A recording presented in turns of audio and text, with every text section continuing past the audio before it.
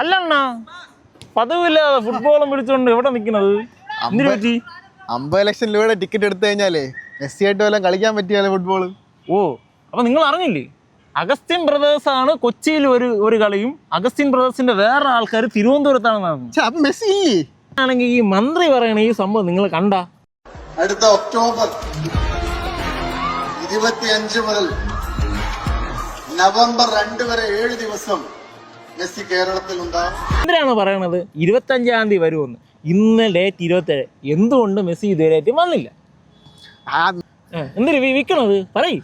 അതിന് sports fund പറഞ്ഞത് മെസ്സിക്ക് ഇപ്പൊ വരാൻ പറ്റൂല, മെസ്സിയുടെ ഫിഫ അപ്രൂവൽ ഒന്നും കിട്ടിയിട്ടില്ല, അതുകൊണ്ട് അടുത്ത വിൻഡോ വരുമെന്നാണ് പറഞ്ഞിരിക്കുന്നത്. ഏത് വിൻഡോ? നിങ്ങൾ അങ്ങനെ പറയാതെ, സ്റ്റേഡിയം ഒക്കെ പൊളിച്ച് ഇന്റർനാഷണൽ സ്റ്റേഡിയം പോലെ ആക്കുവാണ്. സ്പോർട്സ് മന്ത്രി വരെ അടിപൊളി സ്റ്റേഡിയം ആക്കാനുള്ള രീതി ഇരിക്കുകയാണ്. സംഭവം പൊളിച്ചടിക്കും. ഇനി എപ്പോഴാണ് അത് ശരിയാക്കുമെന്ന് തമ്പുരാൻ അറിയാം. നിങ്ങൾ ശുഭാപ്തി വിശ്വാസത്തോടെ ഇരിക്കുന്നേ, മെസ്സി വരികയും ചെയ്യും. വന്നില്ലെങ്കിൽ ഗവൺമെന്റ് അതിന് നിയമ നടപടികളൊക്കെ എടുക്കും.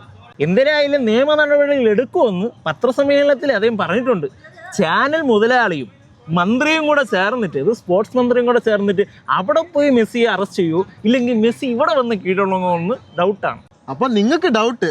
എന്നാ പിന്നെ ഒരു കാര്യം ജനങ്ങളോട് ചോദിച്ചു നോക്കാം, അവർക്ക് ഡൗട്ടൊന്നുമില്ല. ചിലപ്പോൾ അവര് പറയും കേട്ടോ. എന്തായാലും